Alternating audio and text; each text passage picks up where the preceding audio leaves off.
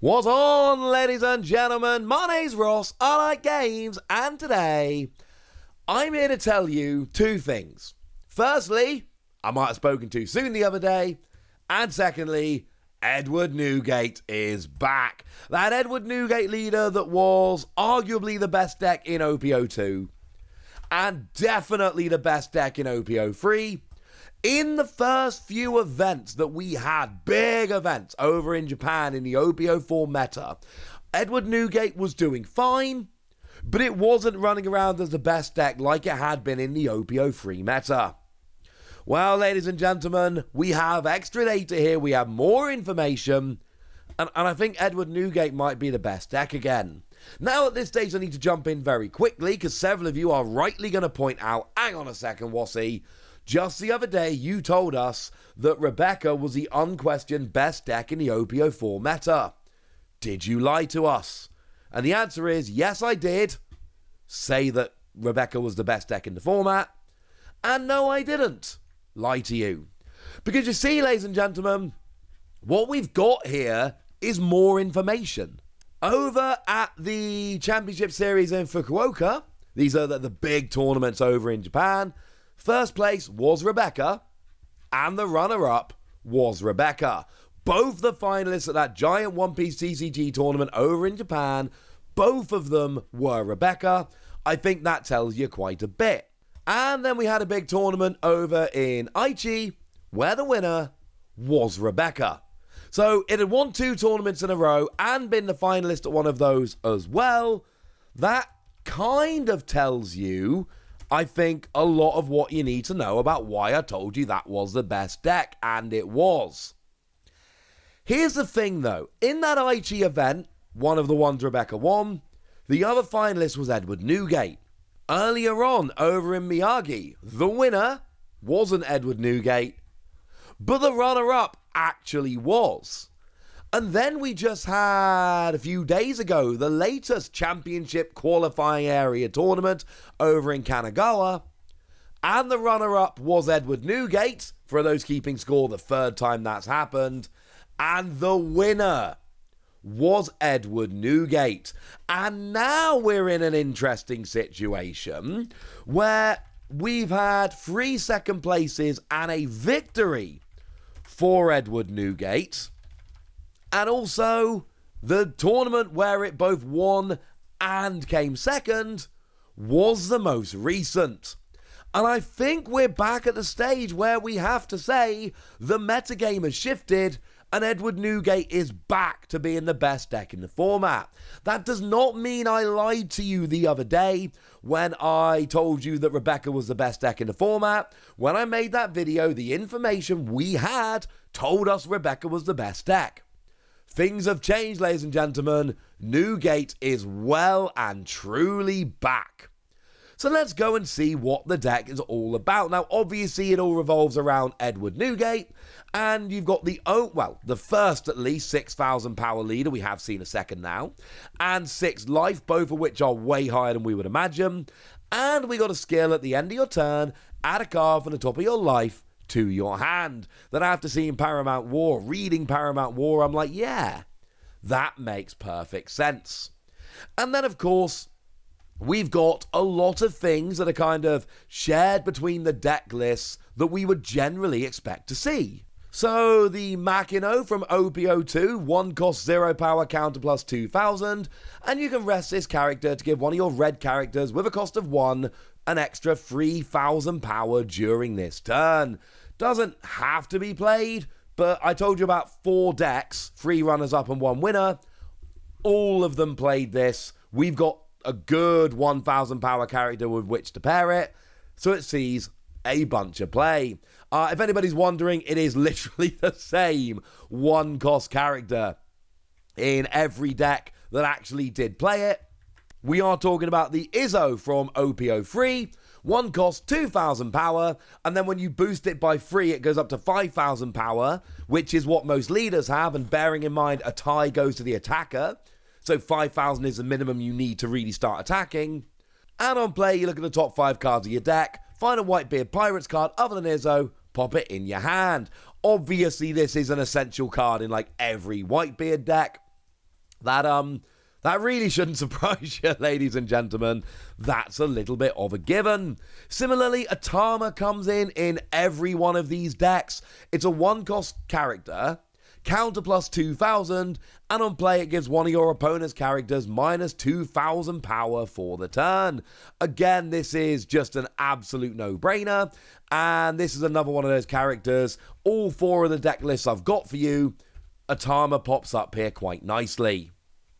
Now, another one we tend to see here is Marco. Marco is, of course, one of the main Whitebeard pirates, and there are 2 good Marco cards, and they all popped up in all of the decks. We have actually seen some winning decks I showed you recently that did leave one of them out. We're past that, ladies and gentlemen. We've moved on. Both the Marco see play in all of these good decks. Of course, you've got the 4 cost from OP-02 that's got blocker, and on KO you can trash a card from your hand with Whitebeard Pirates in its type, and if you have 2 or less life, play this character from your trash rested. And then we've got the 5 cost from OP-03, and on play, as long as it's your turn, KO up to one of your opponent's characters with 3,000 power or less. And the reason it's got to be on your turn is important, because on KO you can trash an event card from your hand to play this character from your trash rested. Yes, you may well end up playing it on your opponent's turn. That is pretty gosh darned important. And speaking of 4-cost red characters, Jozu is an absolute given in every deck as well. It's got counter plus 2,000, and Don X1, if you've got 2 or less life cards and your leader has Whitebeard Pirates, you gain Rush. So you've got Rush and you've got counter plus 2,000. This is another one of those absolute no-brainer. Don't even think about it. It's going in there. Why would it not? And then you've got the big dudes. And we see the same 2 big dudes in every iteration of this deck, except for one. So the 9-cost Edward Newgate, again, this really should just be a given at this stage. The 9-cost Edward Newgate is too good to not play in a Whitebeard Pirates deck. 9 cost, 10,000 power on play. Up to one of your leaders gains 2,000 power until the start of your next turn. Now Newgate's got 8,000 power. And then you cannot add cards from your life to your hand by effects during this turn. That's a good thing. And then when attacking, Don X2, KO up to one of your opponent's characters with 3,000 or less power. It is a huge powerhouse card, and it's an absolute no-brainer, yeah? Has to be played, ladies and gentlemen. Absolutely has to be played. What is interesting, of course, is that the other one is Ace, but I'll tell you that the runner-up in Miyagi, all the way to the final of this giant tournament, did choose not to play Ace. Wasn't in there, ladies and gentlemen. Wasn't in there. But let's be clear, the vast majority of Whitebeard Pirate decks do still play it. It's a really good one from OP-02. 7 cost, 7,000 power, and on play, give up to 2 of your opponent's characters minus 3,000 power during this turn. And then if your leader has Whitebeard Pirates in its type, this character gains Rush. Just like Jozu has Rush. Oh, look at that, ladies and gentlemen. Look at that. The other characters we play tend to be kind of smaller and vanilla, and there's a little bit more between them. But the ones we've gone through here are the absolute no-brainer, slam dunk. These are essential to the deck characters. And you'll notice none of them are from OP-04. Bearing in mind, this is a deck which has just apparently seen a big boost to become much more playable in OP-04 than it was a minute ago, and yet none of them are in there. Sorry, ladies and gentlemen. Now, in terms of event cards, because remember, event cards are pretty important for Marco, there are others that can be played, but there are 3 which are, again, slam dunk, no question, they're going in every deck. Guard Point from Starter Deck 1 is a 1-cost card. As a counter, your leader or one of your characters gains 3,000 power during the battle, and as a trigger, your leader or one of your characters gains 1,000 power during this turn. Yeah, it's a 1-cost that gives extra power. It's pretty good. Obviously, we are still very much all playing Whitebeard Pirates. Be weird, frankly, if we had a Whitebeard Pirates deck and we all weren't playing a card called Whitebeard Pirates. What's the point of that, ladies and gentlemen? What's the point of that? This is a one cost, so let's just look at the top 5 cards of your deck. Reveal a character with Whitebeard pirates in it, pop it in your hand, place the rest at the bottom of your deck in any order. And it does actually do the same thing as a trigger. It's a one cost that lets you find the cards you want, or at least give you a better chance of finding it. It is once again an absolute no-brainer. And then the other one that sees play in everything is Radical Beam. This is your one cost counter. Your leader or up to one of your characters gains 2,000 power during this turn. And then if you've got 2 or less life, it's actually 4,000, not 2. Bearing in mind Whitebeard's skill that will put you down to 2 life pretty quickly. As a trigger, your leader or one of your characters gets 1,000 power. It's not amazing, but it's a one cost that can give you 4,000 power. Oh, that is worth playing. There are other cards to pop in this list. What we've done here is gone through the essential cards, the cards that see play in every deck, and you'll notice there's a lot.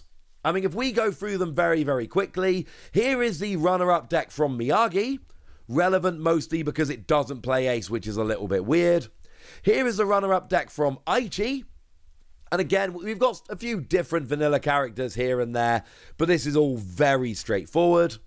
We've got ourselves the runner-up from Kanagawa, which is, again, exactly pretty much what you would expect here. And then this is the winner from Kanagawa. Again, the first time, I believe at least, and I've been paying attention, we've seen Whitebeard take down one of these big events after multiple finalist finishes. And what is interesting here, this one actually plays more events. The rest of the deck is pretty standard, but they're actually playing around with more events and some non-one cost events, which I do find very interesting. So there we go. Whitebeard kind of went away for a little bit. It was always there, don't get me wrong. When I say went away, I mean it was a good deck, but it wasn't the best deck. It wasn't winning everything. We might have gone to the stage where Whitebeard is back winning everything. Never mind. Fun while it lasted. Although, to be fair, having read the whole manga now, I think Whitebeard is one of the very coolest characters. And honestly, I know it's not likely, but if we could have a prequel manga all about Edward Newgate, that would make me absolutely delighted. For now, ladies and gentlemen, I want to know what you think about this. I want to know if you're playing this, if you're going to be playing it in OP-04. I want to know anything you want to tell me. So let me know in the comment section, would you? Go nuts! Be nice!